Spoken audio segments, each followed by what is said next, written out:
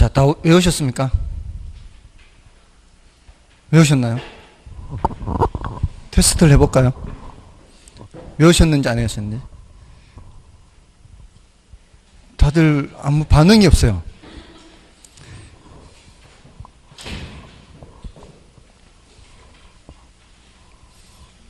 자, 맨 위에 뭐예요? 가능총소득, 그 다음이 유효총소득. 여기에서부터 이제 본격적으로 빼나가는 거죠. 세 단계로 빼죠. 빼는 게 뭐였어요? 제일 먼저 빼야 되는 게 뭐라 그랬어요?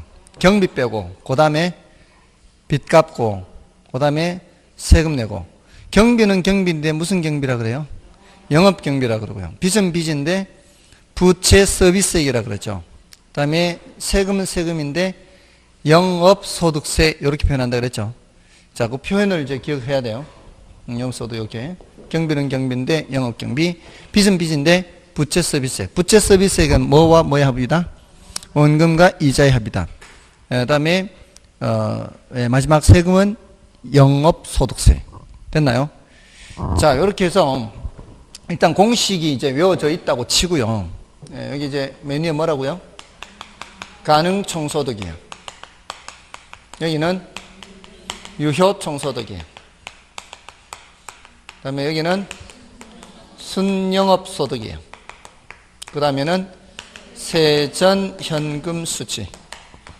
마지막은 세후현금수지죠. 또는 세후현금 흐름. 자, 여기서 요거는 이제 더 이상 뭐 말씀드릴 게 없고요. 기타 소득은 영업의 수입이라고 해서 임대업에서 임대료 수입 아닌 다른 수입은 다 기타 수입이에요. 자판기나 뭐 주차장 이런 거. 자, 이제 영업 경비라는 게 있죠. 자, 이 영업 경비에 포함되는 항목과 포함되지 않는 항목. 자, 요거를 이제 구별을 해야 돼요. 예를 들어서 지금 영업소득세 있죠. 영업소득세는 영업소득에 대한 세금을 내는 거죠. 이거는 적자일 때는 영업소득세가 있겠어요, 없겠어요? 적자일 때는 없어요, 이게 영업소득세가. 근데 그 건물을 보유하고 있는 재산세는 적자든 적자가 아니든 관계없이 나가야 되죠. 그는 뭐에 들어가는 거예요? 영업경비에 포함이 돼요. 재산세는 내가 적자든 적자가 아니든 재산세는 내야 되니까. 그건 뭐에 들어가는 거예요? 영업경비에 포함되는 거예요. 자, 요거 이제 포함되는 것으로 조심해야 되는 게 재산세예요. 재산세는 영업경비에 들어가는 걸로 조심해야 돼요. 근데 다른 것들은 당연히 들어가는 거니까 이제 안 쓴 거예요. 예를 들어 뭐 유지비, 관리비, 뭐 이런 비용들 있죠. 보험료, 뭐 이런 것들은 이제 당연히 들어가니까 일단은 조심하는 것만 이렇게 쓴 거고요. 다음에 이제 포함되지 않는 걸 조심해야 돼요. 영업 경비에 포함되지 않는 거. 자, 요거는 일단 가유순전후를 외우고 있죠. 그 위에 공실, 대손충당금 또는 불량부채충당금, 이거는 윗단계에서 빼는 거죠. 윗단계에서 빼는 거예요. 영업경비에서 빼는 거 아니죠. 요놈들은 영업경비에 들어가는 거 아니에요. 그 다음에 부채서비스액은 어디서 빼는 거예요? 아래 단계에서 빼죠. 영업소득세 아래 단계에서 빼죠. 그러면은 영업경비에 포함되지 않는 것으로서 이 아래 위에 있는 것들은 이미 알고 있다고 보는 거예요. 따로 더 하지 않는 거예요. 당연히 알고 있어야 돼요. 또 여기 매도경비, 여기 자본이득세, 이쪽 공식이 들어가 있는 거, 이것도 영업경비에 들어가는 거 아니죠? 아시겠죠? 그러니까 이거를 당연히 알고 있다라는 전제하에 이거는 그 자체로 시험에 나오기 때문에 이건 자체로 이렇게 바로 채워넣기도 나와요. 이게 훨씬 더 자주 나오지만, 그러니까 이걸 알고 있다는 전제하에 추가로 포함되지 않는 항목을 알아야 돼요. 거기 이제 뭐가 있는가 하면은 감자소개 이렇게 기억하는 거예요. 감자소개. 감가상각비라는 게 있어요. 감가상각비. 감가상각비라는 게 뭐예요? 건물 낡아서 이렇게 같이 하락하는 부분을 감가상각비라 그러죠. 자, 그런 감가상각비가 발생한다고 해서 내 주머니에서 현금이 나가나요? 그런 감가상각비는 내 주머니에서 현금 나가는 그런 비용이 아니죠. 그냥 건물 가치 하락에 따른 비용을 감가상각비라고 하잖아요. 그런 거는 내가 사업하는 입장에서는 따로 내 원금을 따로 챙겨놔야 되는 거거든요. 그러니까 감가상각비라는 게 나오는 이유는 나중에 영업소득세 낼 때 감가상각비만큼은 내가 번 돈이 아니라고 봐야 되거든. 그죠? 내가 건물에 투자를 했으면은 건물이 낡아지는 부분만큼 내 원금을 회수해야 되는 거 아닌가요? 이 감가상각비는 내 원금 회수하는 거예요. 예를 들어 1억짜리 건물을 지었어요. 10년 후면 건물 없어져요. 그러면 1억짜리 건물이 10년에 면 사라진다는 얘기는 이제 그냥 똑같은 금액으로 쳤을 때 1년에 1,000만 원씩은 내 원금이 사라지는 거잖아요. 근데 그게 누구한테 주는 1,000만 원이 아니잖아요. 그냥 원금이 이제 줄어드는 거 아니에요. 그러니까 그만큼은 내 원금을 따로 회수를 해야 되는 거 아닌가요? 그러니까 내가 이것저것 다른 비용 다 빼고 감가상각비를 아직 안 뺀 상태라면, 감가상각비 아직 안 빼서 3,000만 원을 손에 잡았다면 그 중에 1,000만 원은 따로 떼놔야 되는 거 아닌가요? 그래야 내가 2,000만 원만 번 것이 되는 거죠. 내 원금을 회수해야 되니까. 그런 의미의 감가상각비거든요. 그러니까 현금으로 지출되는 건 아니거든요. 그래서 여기서 말하는 이 비용은 뭐만 따지는가 하면은 현금으로 지출되는 비용만 따지는 거예요. 아시겠어요? 여기 그러니까 뭐라고 해요? 현금 수지 측정하고 있죠. 현금 들어오고 나가는 거 측정하는 거예요. 그러니까 아직은 여기는 감가상각비 빼면 돼요, 안 돼요? 감가상각비 빼면 안 되는 거예요. 현금으로 나가는 비용만 따지는 거예요. 그래서 감가상각비는 영업경비다, 아니다? 아니다. 영업경비 아니에요. 나중에 따로 생각해야 돼, 따로. 영업경비 아니에요. 다음에 자본적 지출, 감자 했어요, 감자. 자본적 지출이란 말이 좀 어려울 수 있는데, 수익적 지출이 있고 자본적 지출이 있어요. 자본적 지출은 대수선비 같은 거예요. 대수선비를 투입을 하면은 이 건물의 내용 연수가 늘어나거나 아니면 그 부동산 가격 자체가 올라가요. 이런 것들은 그 해의 경비로 다 털어버리면 돼요, 안 돼요? 그 해의 경비로 다 털어버리면 안 돼. 이게 그 효과가 지속되는 기간이 길잖아요. 효과가 지속되는 기간이 긴 이런 것들은 그 해의 비용으로 치면 안 돼요. 수익적 지출이라는 거 있죠. 수익적 지출은 그 해의 효용이 끝나버리는 거예요. 매달 내는 보험료. 그는 보험료 내면은 효용의 지속기간이, 그 비용의 효용 지속기간이 몇 달밖에 안 가요? 한 달밖에 안 가요, 보험료는. 매달 보험료 나가잖아요. 매달 보험료 나가면은 그 보험료의 그 보험료를 통해서 우리가 얻는 효용의 지속기간이 한 달밖에 안 되죠. 그러니까 수익적 지출은 그 효용의 지속기간이 1년 이내인 걸 따지는 거예요. 자본적 지출은 한 번 지출했는 게 여러 해에 걸치는 거. 그러니까 인테리어 같은 거 하잖아요. 인테리어 하면은 매년 해요? 매년 안 하잖아요. 매년 하는 건 뭐라고 봐야 돼요? 매년 그 지출하는 비용은 수익적 지출이에요. 왜냐하면 그 해 발생한 비용이니까 그 해 비용으로 따져야 되죠. 뭔 뜻인지 아시겠죠? 이 자본적 지출과 수익적 지출의 개념 차이예요. 다 똑같은 지출인데 한 해의 비용으로 털면 안 되는 거. 한 해의 비용으로 터는 거. 그래야 이제 회계 장부를 작성할 때 이게 그 해에 얼마큼의 수익이 발생했는지를 따질 때 그 해에 발생한 비용하고 그 해에 발생한 수익하고 따져야 될 거 아니에요. 근데 그런 자본적 지출은 올해 나갔지만 한 번에 나갔지만 효용이 지속 기간은 긴 것들은 그 해의 비용으로 다 치면 안 된다 이 말이에요. 그는 나누어 따져야 되기 때문에 자본적 지출은 전부 다 비용 경비 처리하면 안 된다 이 말이에요. 감가상각비 비용 아니에요. 영업경비 아니고 감자. 자본적 지출 비용 아니에요. 수익적 지출은 비용이 아니다. 수익적 지출은 그 해의 비용이에요. 감자, 소유자급여예요. 소유자급여. 자, 임대 사업을 하는데 소유자가 자기 월급이라고 한 달에 2,000만 원씩 가져가요. 그러면은 세무 처리할 때 소유자한테 월급 줬으니까 적자에 적자. 그러면 세금 안 내죠. 그러면 모든 임대업자들이 자기 월급을 한 5천만 원 잡으면 되죠. 그럼 세금 낼 사람 아무도 없죠. 주인이 자기 월급이라고 가져가면은 그거는 안 된다 이 말이에요. 아시겠죠? 주인이 가져가는 급여는 그거는 비용 처리하면은 안 되는 거예요. 뭔 이유 때문인지 아시겠죠? 모든 소유자가 다 자기 월급이라고 다 한 5천만 원 써내는 거죠. 전부 다 적자예요, 그러면. 소유자 급여는 비용 처리하면 안 돼요. 그 다음에 감자, 소 뭐였죠? 개인적인 업무비죠. 그 개인적인 업무비는 지가 써야 되는 거를 지금 사무실 돈으로 쓴 거 아니에요. 그러면은 뭐예요, 그게? 횡령이에요, 횡령. 횡령입니다. 법인 카드 만들어서 자기 집에 사용할 물품 사면은 이거 뭐예요? 이거 횡령이죠. 법인 돈 횡령하는 거예요. 근데 사실 실제로는 그렇게 많이들 하죠, 사람들이. 실제로는 그렇게 많이들 해요. 근데 그게 다 법적으로는 문제가 있는 거예요. 사무실에서 쓸 비용을 처리했으면 비용 처리해서 이렇게 저거 받는 거 아니에요. 비용 처리하면 이제 부가세 환급받고 이런 세무 처리를 한단 말이에요. 근데 그를 개인적으로 발생하는 비용을 사무실 비용으로 처리하면은 안 된다는 거죠. 자, 다시 감자, 소개. 감은 뭐예요? 감가상각비, 감자, 자본적 지출, 수익적 지출은 비용입니다.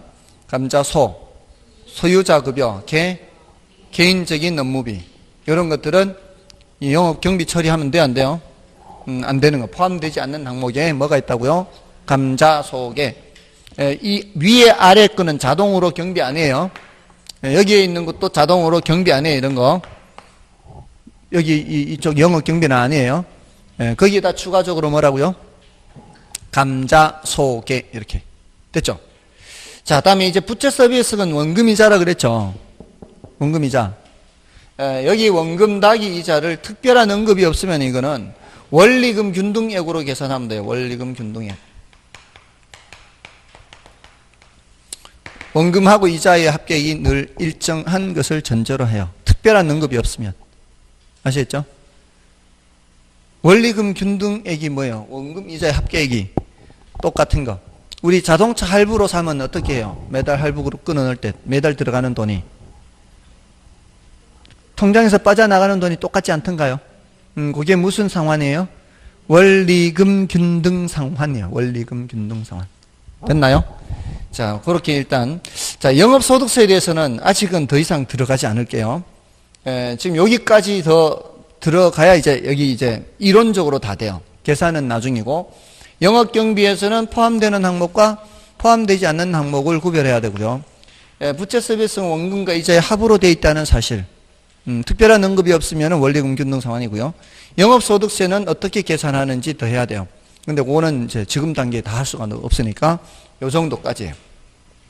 자, 요 정도까지 하고, 자, 이제 여기서는 특별히 말씀드릴 게 별로 없어요. 여기서는 공식 정도만 기억해도 충분하다고 볼 수 있어요. 더 이상의 깊은 내용을 출제하기는 어렵습니다. 아시겠죠? 여기는 매도 경비, 매도 경비 하면은 이렇게 참고로 알아두세요. 이게 대표적인 게 중개수수료예요. 우리 팔 때 왜 수수료 줘야 되지 않습니까? 그게 이게 매도 경비예요. 그 다음에 미상환 저당장 남은 빚이라고 했고, 자본이득세. 이건 자본이득세가 뭐예요? 양도소득세. 나중에 양도소득이 발생하면 뭘 내야 돼요? 양도소득세 내야 되죠. 이건 그냥 이런 게 있다는 정도예요. 이걸 더 깊게 들어가는 거는 너무 난이도가 올라가요. 자, 이 정도입니다. 자, 다 외웠죠? 자, 그럼 이제 교재에서 좀 체크하겠습니다. 자, 그래서 282쪽에 현금수지측에서 영업수지 계산에서 가유, 순전, 후 순서 들어있고요. 가능총소득 밑에 공실 및 대손충당금 또는 불량부채충당금 이렇게도 할 수 있고요. 그 공식은 이제 여러분들이 확인하면 되겠네요. 그리고 그 밑에 가능총소득 또는 가능조소득, 공실 및 대손충당금 다 됐고요. 다음에 오른쪽으로 가셔서 영업경비, 운영경비. 자, 여기서 뭘 체크해야 된다고요? 포함되는 항목과 포함되지 않는 항목인데, 포함되는 항목에 재산세 동그라미 3번을 따로 체크하면 되죠. 그러니까 다른 것들은 다 당연히 경비에 포함돼야 돼요. 유지비, 관리비, 보험료, 광고비, 전화료 이런 거 전기료 있잖아요. 이런 것들은 이제 경비에 포함되는데 특히 재산세를 조심해야 되고, 자, 영업경비에 포함되지 않는 항목 있잖아요. 자, 이게 공실 및 불량부채충당금은 또는 대손충당금이라 그랬죠. 이거는 위에 있기 때문에 안 들어가는 거고, 부채 서비스 원금 플러스 이자 이거는 아래에 있기 때문에 안 들어가는 거고, 영업소득세도 저 아래에 있기 때문에 안 들어가는 거고, 4, 5, 6, 7이 뭐예요? 감자석이죠. 건물 감가상각비를 말하는 거예요. 비품 감가상각비는 아닙니다. 비품 감가상각비. 예를 들어 우리 컴퓨터 같은 거 사잖아요. 그럼 컴퓨터 사면은 한 4, 5년, 5, 6년 쓰나요? 사무실에서 쓰는 거는. 그 정도면은 성능이 교체해야 되나요? 한 그 정도? 한 5, 6년 되면은. 뭐 그렇다 치면은. 그러니까 5, 6년 해야 이제 컴퓨터 교체하는 거잖아요. 그럼 컴퓨터 비용으로 150만 원 들었다. 그러면 1년에 30만 원 정도를 비용으로 뭐 처리한다거나 이렇게 해야 되겠죠. 자, 그렇게 그런 것들은 이제 비용 처리하지만 건물 감가상각비는 경비다 아니다. 경비가 아니다. 자, 그럼 됐고. 가로 6번 됐고요. 가로 7번에 부채 서비스 아까 뭐라 그랬어요? 원금 닭이 이자인데 특별한 응급 없이 두 번째 줄 있죠. 특별한 응급 없이 부채 서비스기라고 하는 경우에는 원리금 균등 상환을 전제로 하는 원리금 균등액을 말합니다. 그래서 사실은 아까 화폐 시간 가치에서 제일 많이 사용하는 게 뭐라 그랬어요? 저당 상수라고 해서 그건 사실 오늘은 그냥 살짝 발만 담갔는데 지금 현재 저당 대출을 받았을 때 똑같은 금액씩 나누어 갚는 거라 그랬잖아요. 요 나누어 갚는 금액이 원금이자가 똑같다 그랬잖아요. 그러니까 이거 뭐예요? 원리금 균등액이거든요. 원리금 균등 상환에. 요 원리금 균등액을 곱할 때에는 대출 받은 금액에다가 뭘 곱해야 돼요? 요 저당 상수를 곱해야 되거든요. 저당 상수를 곱해야 되는데 요렇게 하면은 이게 뭐가 나온다고요? 부채 서비스액이 나온다 이 소리예요. 원리금 균등 상환에 원리금 균등액이 나오는데 특별한 언급이 없이 부채 서비스액 하면은 원리금 균등액을 말한다. 그건 어떻게 계산한다까지 알고 있어야 돼요. 그 원리금 균등액은 어떻게 계산한다? 대출받은 금액에다가 뭘 곱해서 저당 상수를 곱해서 대출받은 금액에다가 저당 상수를 곱해서 이거를 계산한다. 됐나요? 네, 가장 많이 나와요. 시험에. 가장 많이 나오니까 따로 특별히 더 기억해야 돼요. 자, 그럼 됐고 나머지 세전현금 수지, 다음에 세후현금 수지. 자, 세후현금 수지 계산할 때 284쪽에 가시면은 영업소득세 계산 있죠. 영업소득세 계산은 나중에 하면 된다면 나중에. 아시겠죠? 자, 요거는 이제 남겨놨어요. 구체적으로 영업소득세 계산하는 거는. 자, 다른 건 다 됐어요. 다음에 이제 지분복귀 계산은 어떻게 해요? 지분복귀 계산은 지분복귀액이란 부동산 일정 기간 보유하다 처분하는 경우 처분으로 인하여 지분 투자자에게 귀속되는 금액이다. 괄호 2번은 난이도가 조금 높아요. 일단은 나중에라고 해놓으시고요. 그렇게 뭐 중요도가 높은 것은 아니니까. 다음에 괄호 3번은 그냥 매순 전후 해서 경비 빼고 빚 갚고 세금 내고 뭐 그 정도예요. 한번 문제를 한번 풀어볼까요? 이제 284쪽 예제를 풀어볼까요? 어떻게 되어 있는지. 수익성 부동산이죠. 수익성 부동산의 장래 현금 흐름에 관한 설명으로 틀린 것은 1번에 투자에 따른 현금 흐름은 영업 현금 흐름과 매각 현금 흐름으로 나누어 예상할 수 있다. 맞나요? 영업 현금 흐름은 뭘 의미하는 거예요? 영업 수지를 말하는 거예요. 영업 수지. 매각 현금 흐름은 뭘 말하는 거예요? 지분 복귀액을 말하는 겁니다. 됐죠? 자, 그럼 됐고. 다음에 유효 총소득은 잠재 총소득, 다른 말로 가능 총소득 이렇게도 돼 있죠. 가능 총소득에 공실 및 불량 부채에 대한 손실과 기타 수입을 반영한 것이다. 맞나요? 요 순서대로 얘기한 거잖아요. 이걸 잠재 총소득 또는 가능 총소득이라고 했잖아요. 여기에다가 뭐를 반영했다고요? 공실 및 불량 부채 충당금, 대손 충당금과 뭐 기타 수입을 반영한 것이다. 맞잖아요. 그죠? 자, 이 공식이 머릿속에 있어야 되겠죠? 공식이 머릿속에 없으면 안 되는 거, 이게. 그러니까 공식이 머릿속에 있다는 얘기는 지금 이걸 보고 대답한다, 이 소리야. 이걸 보고. 이거 보고 대답하는데 이걸 못 맞출 이유가 뭐 있겠어요? 지금 아직 풀 단계가 안 됐나요? 아직 문제 풀 단계가 안 됐어요. 제가 너무 너무 앞서갔나요? 좀 전에 쉬는 시간에 외웠잖아요. 외웠으면은 이게 머릿속에 들어있어야죠. 다음에 세 번째 보면은 세전현금 흐름이잖아요. 세전은 어디에서? 순영업소득에서 내려가는 거잖아요.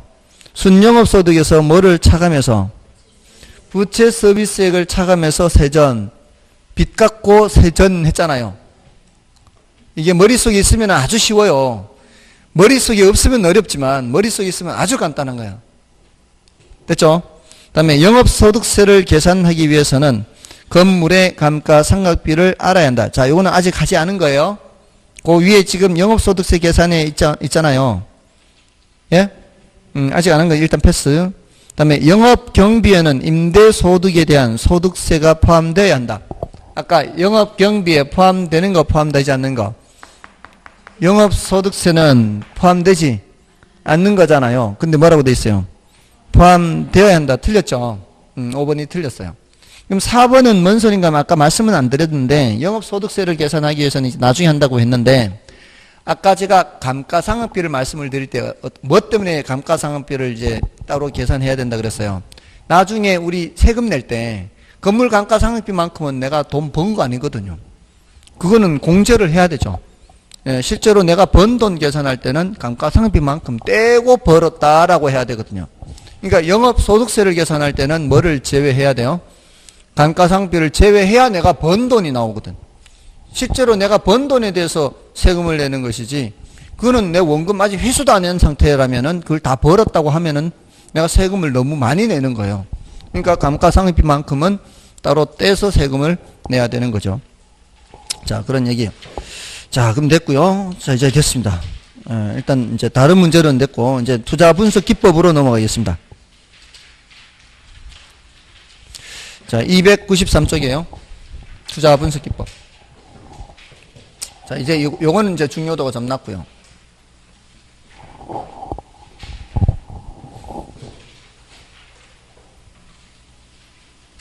자, 일단 요거는 여기까지는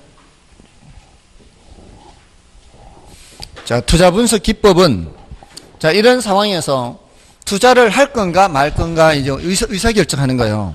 조금 전에 제가 이거 지웠죠, 지금. 나중에 처분할 때 발생하는 거 지웠잖아요. 사실은 정확하게 계산하려면 처분할 때 얼마가 들어오는지도 따져야 돼요. 근데 그 정확하게 계산하는 방법은 난이도가 높아요. 실무에서는 거의 안 쓴다고 보면 돼요. 근데 우리 이론적으로는 해야 돼요. 이론적으로는. 자, 그 이제 투자를 할 건가 말 건가 결정하는 것이 이제 투자 분석을 해서 하는 거거든요. 투자 분석 기법이라는 거는 할 건지 말 건지를 어떻게 이제 의사결정을 할 거냐 하는 거예요. 근데 여기는 이제 크게 할인 현금 수지 분석법이 있어요. 할인 현금 수지 분석법은 화폐 시간 가치를 고려하는 거예요. 할인이 뭐예요? 할인이. 아까 할인이 뭐라 그랬어요? 미래 가치를 현재 가치로 바꾸는 걸 할인이라 그랬죠. 현재 가치를 미래 가치로 바꾸는 걸 뭐라 그랬어요? 할증이라 그랬죠. 생각보다 지금 시발이 다 됐는 것 같아요. 일찍 된 것 같아요. 아까 할인 할증 했잖아요. 지금 조금 전 시간에 화폐 시간 가치를 먼저 한 이유가 뭐겠어요? 시간 가치 먼저 한 이유가 지금 우리가 이런 현금 수지를 측정을 하게 되면은 이게 대부분 언제 발생하는 거예요? 미래 발생하는 거잖아요. 우리가 투자를 할 때 지금 돈이 나가야 되고 내년 후년 이렇게 돈이 들어오는 거 아니에요. 그럼 지금 1억 나가는 거하고 1년 뒤에 1억 들어오는 거하고 똑같은 1억 이내 이렇게 하면 돼요? 안 돼요? 안 되잖아요. 그러니까 미리 이걸 화폐 시장 가치를 공부한 거 아니에요. 미래 들어오는 거는 현재 가치로 바꿔야 되니까. 그러면 숫자가 어떻게 되니까? 작아지니까 1년 뒤에 1억하고 지금 1억하고 똑같다고 하면 안 되는 거지. 그죠? 그럼 이걸 현재 가치로 바꾼다는 거면 1년 뒤에 있는 거는 한 번 나누기 해야 되고 2년 뒤에 있는 거는 2년 뒤에 있는 걸 현재 가치로 바꿀 때는 두 번 나누기 해야 되는 거고 그럼 숫자가 작아질 거 아니에요. 이렇게 해서 따져야 정확하게 따지는 거예요. 그럼 이렇게 하면 힘들겠죠. 복잡하잖아요. 그러니까 그렇게 잘 안 따진다고요. 원래는 어떻게 해야 되는데 요렇게 해야 되는데 그러니까 가장 정확한 방법이 뭐예요? 할인연금 수지 분석법이요. 여러분 보고 할인하라고 안 할 테니까 인상 좀 펴시고, 할인하라고 안 할 테니까, 직접 계산하라고 안 할 테니까, 이거는 화폐 시간 가치를 고려하는 방법이다, 그렇지 않은 방법이다. 화폐 시간 가치를 고려하는 방법이다. 현재 가치로 바꾸겠다는 소리는. 자, 그런데 1년 뒤에 1억, 지금 내가 10억 투자해요. 10억 투자하는데 1년 뒤에도 1억 들어오고 2년 뒤에도 1억 들어오고 이렇게 들어온다면 투자된 10억을 회수하는데 몇 년 걸릴까요? 10년. 자, 그냥 1억 더하기 해서 투자된 금액 10억 이렇게 했잖아요. 나가는 돈은 지금 10억 나가죠. 들어온 돈은 1년 뒤에 1억, 2년 뒤에 1억. 이걸 그냥 합산하면은 계산은 간편하지만 정확한 건 아니죠. 이렇게 하면 계산은 간편하잖아요. 근데 어떤 게 여러분이 계산하기에 더 쉬워요? 그냥 1억 더한 게 더 쉽잖아요. 할인하면은 골치 아프잖아요. 그러니까 그냥 대략적으로 계산했다라고 해요. 정확하지는 않아서. 그래서 이렇게 하는 거를 어림셈법이라 그래요. 할인 안 하고 그냥 더하기 해서 계산했잖아요. 이건 무슨 법? 어림셈법이에요. 어림셈법. 어림 잡아서 가는 거예요. 됐습니까? 그러니까 할인연금 수지 분석법은 화폐 시간 가치를 고려한다 안 한다? 이걸 고려하는 방법이에요. 사실 이게 정확한 방법인데 이걸 잘 사용 안 한다고 실무에서는 거의 안 해요. 거의 안 해. 예, 이론적으로만 출제가 돼요. 그럼 우리는 주로 뭘 한다고요? 어림셈법이에요. 어림셈법. 그 다음에 비율분석법 이렇게. 어림셈법이나 비율분석법 모두 다 화폐 시간 가치를 고려한다 안 한다? 고려 안 한다. 얘는 시간 가치를 고려 안 해요. 자, 근데 중요한 거는 이 자체를 엄청 많이 물었어요. 이 자체를. 시간 가치를 고려하는 방법이냐, 고려하지 않는 방법이냐를 엄청 많이 물었어요. 그러면 어떻게 구별하면 돼요? 일단 요 단어가 있는지 보면 되죠. 할인의 의미가 뭐라 그랬어요? 미래 가치를 현재 가치로 바꾸는 거. 줄여서 말하면 그냥 현재 가치로 바꾸는 거.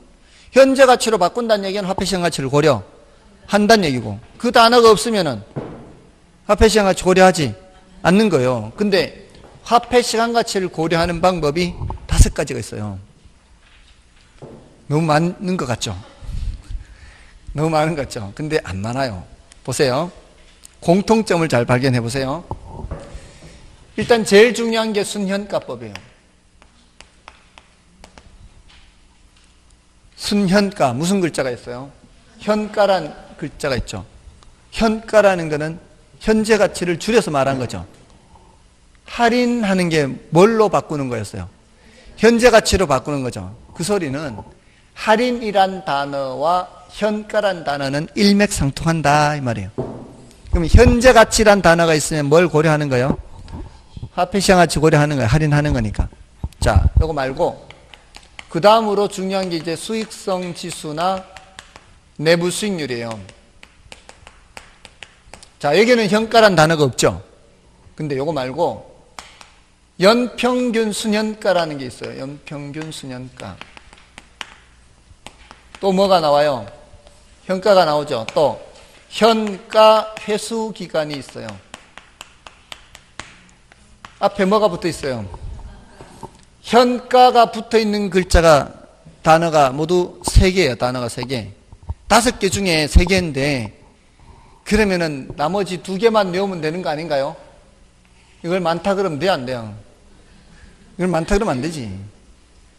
화폐 시장 가치 고려하는 거 몇 가지요? 5가지. 이걸 할인 현금 수지 분석법이라고 하는데, 할인이라는 단어와 현가라는 단어는 일맥상통하단 말이에요. 그러면은 3가지는 남겨놓고 3가지는 이제 안 외워도 되고 뭐만 외우면 돼요? 수익성 지수와 내부 수익률만 알아도 답을 맞출 수 있는 게 지금 최근 10년간 5문제 나왔어요. 5문제나. 엄청 많이 나온 거예요. 그것만 알아도. 요것만 알아도 이 밑에 거는 사실 몰라도 여기에 해당하는 거 아닌 거는 전부 다 뭐란 말이에요? 화폐 시장 가치를 고려하지 않는 거란 말이에요. 어림셈법, 비율분석법이 아무리 종류가 많아도. 근데 요거 2개 합쳐서 우리 15개를 공부할 거예요. 여기 5개 합쳐서 모두 20개. 요것까지 모두 20개. 기겁하지 마시고요. 이제 15개 남았어요. 15개. 이거 5개 했으니까. 아니, 사람이 긍정적으로 생각하지. 이미 4분의 1 했어요. 4분의 1.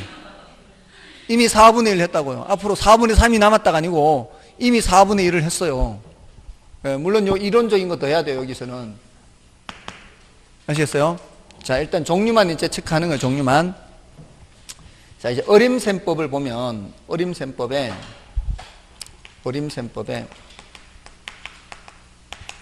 여기는 이제 승수법이 있고요. 수익률법이 있어요. 승수법과 수익률법이 있어요. 승수법은 이렇게 생각하시면 돼요. 투자된 돈을 회수하는데 몇 년 걸리는가? 이렇게 질문을 해보는 거예요. 투자된 돈을 회수하는데 몇 년 걸리는가? 자, 요거는 투자된 돈으로 몇 % 버는가 생각하는 거예요. 이렇게. 자, 이제 이쪽으로 와보세요. 자, 아까 제가 이런 숫자 보여드렸는데 11월, 12월 달에 이렇게 숫자를 보여드렸을 거예요. 자, 요게 총 10억에 나온 매물이에요. 총 10억에. 10억에 나온 매물인데 요 중에 내 돈이 4억이고 남의 돈이 6억이 들어가는 구조라고 생각해 보세요. 10억의 매물로 나왔는데 사장님 이게 가능총소득은 1억, 유효총소득은 한 9천만 원 될 것 같아요. 순영업소득은 7천만 원. 자, 이런 식으로 돈이 들어올 것이 예상이 돼요. 혹시 사장님 돈 4억 정도밖에 없으면 6억 대출 받을 수도 있어요. 자, 이렇게. 자, 이랬을 때 지금 여기에 나오는 각각의 소득이 있죠. 무슨 소득? 가능총소득. 요거는 유효총소득, 순영업소득, 세전현금수지, 세후현금수지예요. 우리가 투자된 돈을 회수한다는 것은 그 부동산으로부터 버는 돈으로 회수하는 거 아닌가요? 부동산으로부터 버는 돈으로 회수하는 거 아니에요. 근데 그게 소득의 종류가 많으니까 일단 다 따지지 말고 그냥 제일 간편한 1억 가지고 대략 잡아보는 거예요. 1억씩 돈이 들어오면 투자된 돈 10억 회수하는데 몇 년 걸릴까요? 이렇게. 몇 년 걸려요? 10년. 근데 그 소득이 무슨 소득이에요? 가능총소득이죠. 그러면 가능총소득으로 몇 년 걸린다? 10년 걸린다. 요거를 줄여서 가능총소득 승수는 10이다. 이렇게 한다고요. 줄여서 가능총소득으로 몇 년 걸려요? 10년. 그러면 가능총소득 승수는 10. 이렇게 표현한다고요. 됐습니까? 자, 그럼 그 밑에 유효총소득으로는 몇 년 걸려요? 9천만 원씩 들어오면 약 11년 걸리지 않나요? 9천만 원씩 10번이면 9억이고 한 번 더 들어오면 9억 9천이니까 계산기 두드리면 11.11111 계속 갈 거예요. 11.1년. 됐나요? 그러면은 유효총소득 승수는 하면 몇이라고요? 11.1 이렇게. 됐습니까? 지금 이거 전부 다 화폐시장 가치 고려하는 거예요? 안 하는 거예요? 안 하는 거죠. 그냥 더 하는 거죠. 그냥. 그러니까 밑에 저 전부 다 똑같아. 그러면 자, 이제 그러면 순소득 승수는 이렇게 물으면 이제 뭐라고 생각하면서 대답하면 돼요. 7천만 원으로는 몇 년 걸린 이렇게 생각하면서 대답하라고요. 순소득 승수는 하면 몇이에요?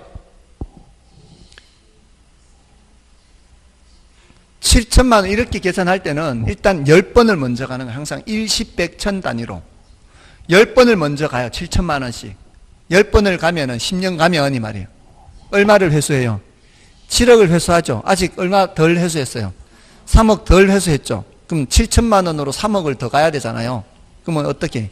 4, 7이 28 하면 될 거 아니에요. 3억 9구단은 할 거 아니에요. 9구단은 4, 7, 28은 될 거 아니에요. 4, 7, 28 2억 8천 14년 가도 조금 덜 회수하는 거죠.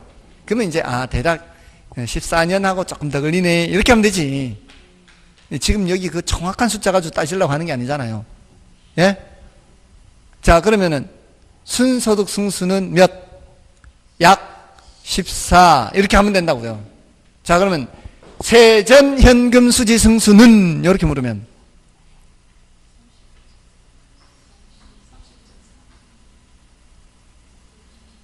30,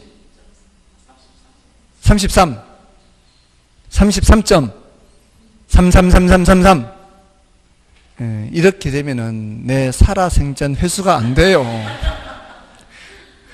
내 살아생전 회수가 안 돼요. 34년 하면은. 예? 맞죠? 어떻게 해야 될까요? 자, 보세요. 지금 여기서 여기까지는 요거는 10억이 번 거예요. 10억이. 요거는 10억이 번 돈이 아니에요. 여기서 7천에서 3천 내려올 때 뭐를 뺐어요? 부채 서비스액 4천을 뺐죠. 이거 왜 뺐을까요? 남의 돈 6억을 사용했기 때문에 뺀 거예요. 남의 돈 6억을 사용하지 않았으면은 7천에서 그대로 7천은 내려오는 거 아니에요? 이것도 질문합니다. 이론적으로. 순영업소득과 세전현금 수지는 동일할 수 있다, 없다? 동일할 수 있다. 어떤 경우에? 대출 없을 때. 전에 내 돈으로만 10억 투자했을 때. 내 돈으로만 10억 투자하면은 남의 돈한테 줄 게 없잖아요. 지금 여기 3천이 됐다는 얘기는 남의 돈을 사용했기 때문이죠. 자, 그러니까 7천만 원은 말이에요. 7천만 원은. 이 7천만 원은 내 돈, 남의 돈 함께 투자해서 번 거예요. 10억이 번 거예요. 7천만 원은. 10억이 번 거라고요. 근데 그 중에 4천만 원은 누구한테 주니까 6억한테 주니까 나한테 얼마 떨어진 거예요? 나한테 3천 떨어진 거 아닌가요? 그러니까 이 7천이 이렇게 갈라진 거예요. 그래서 나한테 남는 게 3천이에요. 그런 내 돈이 번 것이 3천이다 이 소리예요. 그럼 3천만 원으로 회수할 때는 10억을 회수하는 게 아니라 4억을 회수해야 된다고. 이걸 묻는다고요. 이론으로. 계산으로도 묻지만 이론으로 이렇게 물어요. 세전현금 수지에 대한 순영업소득의 비율, 세전현금 수지에 대한 총투자액의 비율, 이런 말을 하면은 틀린 거라고요. 순영업소득으로는 10억을 회수하는 게 아니라고요. 세전현금 수지로는 10억을 회수하는 게 아니에요. 세전현금 수지로는 뭘 회수해야 돼요? 4억을 회수해야 돼요. 지분투자액을 회수해야 돼요. 지분투자액. 저당투자액을 회수하는 게 아니고. 근데 문제에서 출제할 때 어떻게 한다고요? 세전현금 수지에 대한 총투자액 이렇게 짝을 지어요. 이렇게 짝을 지으면 틀린 거예요? 맞는 거예요? 틀린 거라고요. 무조건 틀렸어요. 절대로 얘네들은 총투자액이 나오면 안 돼. 무조건 틀린 거. 무조건. 볼 것도 없어요. 다른 거 볼 필요 없어. 얘네들 얘기하는데 총투자액 나왔다? 무조건 틀린 거예요. 그럼 얘네들이 나왔을 때는 총투자액이 나와야 돼요. 얘네들이 나왔는데 지분투자액 이야기 나오면 무조건 틀린 거예요. 아시겠죠? 여기는 얼마하고 비교해야 돼요? 4억하고 비교해야 된다 이 말이에요. 이거는 무슨 투자액? 총투자액. 여기는 지분투자액. 이렇게 됐나요? 자, 그러면은 세전현금 수지 승수는 이렇게 물으면 몇 년 해야 돼요? 약 13년 정도 되나요? 3천만 원씩 3천만 원씩 10번이면 3억이고 아직 1억 더 들어야 10번씩 먼저 하라고 그냥. 이게요, 계산이 제가 바로 처음부터 13 이렇게 암산으로 하는 게 아니라 항상 저는 일시백을 먼저 계산해요. 3천만 원씩 10번을 먼저 간다고요. 그럼 3억이네. 그럼 얼마 남았어요? 1억. 3천만 원으로 1억 회수해야 되네 또. 3년 더 가야 되네. 이렇게 간다고요. 항상 제가 무슨 속도가 빨라서 그렇게 하는 게 아니라 항상 끊어요. 저도. 이 순서를 거쳐서 가기 때문에 이게 숙달이 되니까 이제 속도 빠른 거지. 바로 이렇게 못 가요. 저도. 끊어서 가는, 끊어서. 아시겠습니까? 자, 그러면 보세요. 몇 년 걸리는가? 자, 여기. 총소득 승수는 이게 가능 총소득이든 유효 총소득이든 관계없어요. 총소득 승수는 총소득으로, 가능 총소득 또는 유효 총소득으로 뭐를 회수하는데, 총 투자액을 회수하는데 몇 년 걸리는지를 보는 거고, 맞나요? 순소득 승수는 무엇으로?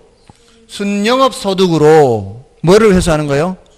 총 투자액을 회수하는데 몇 년 걸리는지 보는 거고, 그럼 세전현금 수지 승수는 세전현금 수지로 뭐를 회수하는데, 지분 투자액을 회수하는데 몇 년 걸리는지 보는 거고, 세후현금 수지 승수는 세후현금 수지로 지분 투자액을 회수하는데 몇 년 걸리는지 보는 거다 이 말이야. 이렇게 번역해서 생각하라고요. 숙달이 될 때까지는. 숙달이 될 때까지는 번역하시라고 제발. 그러면 그냥 바로 이것만 생각하지 말고 요거 몇 년 걸리는구나. 뭐를 회수하는데 앞에 위에 두 개는 총 투자액, 아래 두 개는 지분 투자액. 이게 무슨 법? 승수법. 방금 합의시장 같이 그걸 했어요 안 했어요? 안 했다고요. 자, 근데 그 역수가 수익률이에요. 수익률. 역수가. 자, 이건 몇 퍼센트 버는가 했잖아요. 자, 몇 퍼센트 투자된 금액이, 자, 얼마 투자됐어요? 10억 투자해서 1억 벌면 몇 퍼센트 버는 거예요? 10% 버는 거죠. 그럼 1억 투자해서 9천이면 9%. 10억 투자해서 7천 벌면은 7%. 10억 투자해서 3천이면 이러면 틀린다 이 말이에요. 짝을 이렇게 지으면 안 된다고. 4억으로 3천 벌면 이렇게 해야 된다고.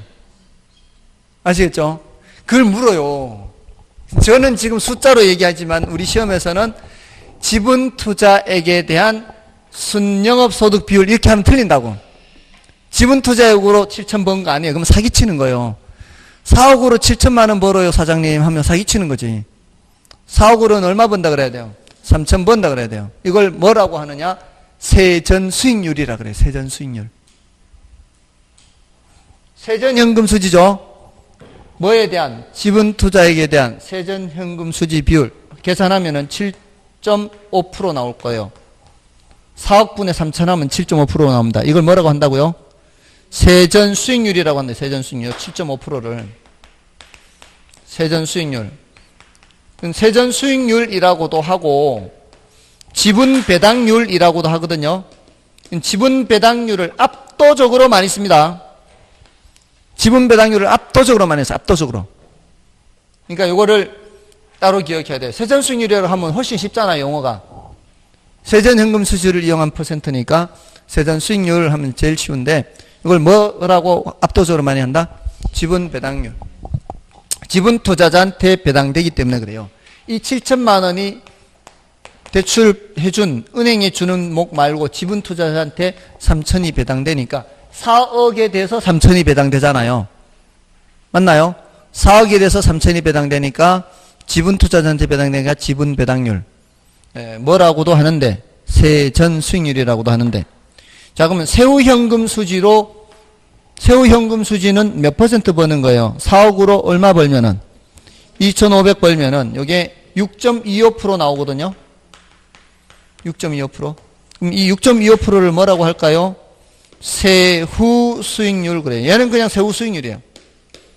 그러니까 이 노란 걸로 쓴 용어를 외워야 돼요. 세후 수익률, 지분 배당률. 자, 그럼 요 위에 거는 뭐라고 할까요? 순영업 소득은 이거 몇 프로 버는 거예요? 7%. 7% 버는 거는 10억으로 버는 거죠. 10억으로 순영업 소득, 총 투자액에 대한 순영업 소득 비율. 요걸 요 7%는 자, 여기서 요거 용어를 외워야 돼요. 종합환원율이라고 해요. 이걸 표현이 종합환원율. 이 종합환원율하고 지분배당률 이게 시험에 제일 많이 나와요. 이게 종합환원율, 지분배당률. 자, 그러니까 요거 따로 기억해야 되죠. 용어가 좀 색다르잖아요. 총투자액하고 순영업소득 비교했을 때 순소득 수익률 이렇게 하는 게 아니라 뭐라고 하니까 종합환원율이라고 하니까. 종합이라고 하는 이유는 총투자액이 일단 나와요. 총투자액. 종합, 전체니까. 지분투자액 나오면 안 되고, 무슨 투자액? 총투자액. 그리고 순영업소득 뭐까지 고려한 거예요? 경비까지 고려했거든요. 여기 경비 빼고 순 아니에요. 경비 빼고 순. 맞나요? 여기 보세요. 7천만 원은 뭘 뺀 거라고요? 영업 경비를 빼서 대략적으로 이제 다 나온 거예요. 그래서 여기에 사실 굉장히 중요한 개념이에요. 경비까지 다 뗀 상태라서. 그래서 순영업소득 나오면은 종합환원율이에요. 총투자액에 대한 순영소득. 다음에 총투자액에 대한 가능총소득이든 유효총소득이든 총소득을 비교할 때는 총자산 회전율이라고 그래요. 총자산 회전율. 총자산 회전율. 자, 요거는 수익률법에 설명하기보다는 보통 비율분석법에 많이 얘기하거든요. 여기 비율분석법에서. 근데 여기서 같이 기억해도 뭐 그렇게 크게 문제가 되지 않아요. 역수관계이기 때문에 오히려 여기서 역수관계로 기억하는 게 좋아요. 총소득 승수의 역수는 무슨 율자가 붙어요? 총자산 회전율이에요. 총자산 회전율. 총자산 회전율은 요거 역수관계입니다. 아까 1억으로 몇 년 걸렸어요? 10년 걸렸잖아요. 이제 반대로 10억으로 1억 벌면 몇 퍼센트예요? 10%. 맞나요? 아까 이거 7천만 원으로 약 14년 걸렸죠. 10억 회수하는데. 그럼 7천만 원 분의 10억 이렇게 돼야 되거든요. 이게 10억 하면은 이게 이렇게 되죠. 이렇게 7천만 10만만 이렇게 되잖아요. 동그라미 3개 약분하면은 이게 약 14점 이렇게 나온다면 14점. 맞나요? 근데 이제는 어떻게 돼요? 10억으로 7천만 원 버는 거. 10억으로 7천만 원 버는 거. 10억으로 7천만 원 버는 걸 좀 전에 뭐라고 했어요? 종합 환원율. 이렇게 요 독특한 용어이기 때문에 따로 기억해야 되고, 율자가 다 붙여 지금 율. 이거 시험에 엄청 많이 나온다고요. 그 다음에 지분 투자액으로 세전현금 수지 벌면은 지분 배당률. 그 다음에 세후 현금 수지는 뒤에 세후 수익률. 이렇게. 자, 이 용어를 익혀야 돼요. 익혀야 돼요. 자, 숙제. 저거 10번 쓰기. 역수관계 10번 쓰기. 저것도 인증샷 보내세요. 써봐야 돼요. 써보면은 달라요. 다른 데서 합격하신 분이 여기보다 더 어려운 게 감정평가거든요. 여기가 어려운 게 이 용어 때문에 어려운 거예요. 용어 때문에 그런데 그 감정평가가 용어가 더 낯설어요. 그래서 감정평가 3방식에 3방식, 그 이제 원가 방식, 비교 방식, 수익 방식, 그다음에 원가 방식에 무슨 법, 이제 많단 말이에요, 용어가. 이거를 20번을 썼대요, 20번. 20번을 쓰고 나니까, 그다음부터 이론 설명을 할 때 그게 뭔 소리인지 다 이제 정리가 되더라는 거죠. 용어를 다 알고 있으니까. 근데 원래는 그 용어를 묻는 문제가 나왔어요, 그냥. 용어를 묻는 문제가 나왔으니까 그 사람한테는 그저 줍기죠, 그저 줍기. 그 안에 걸 안 묻고. 그 안에 거를 물어도 이 사람은 이제 어느 정도 대답할 수 있게 되는 거죠. 그러니까 일단은 용어가 익숙하지 않으면 그 다음을 할 수가 없는 거예요. 아시겠죠? 자, 지금 일단 어디까지 했어요? 어림셈법까지 했습니다. 비율분석, 요거 이제 총자산 회전율은 비율분석법에서 언급을 하기도 하는데, 자, 일단 좀 쉬고, 비율분석법 마치고 이제 할인연금 수지분석법은 마지막으로 하겠습니다.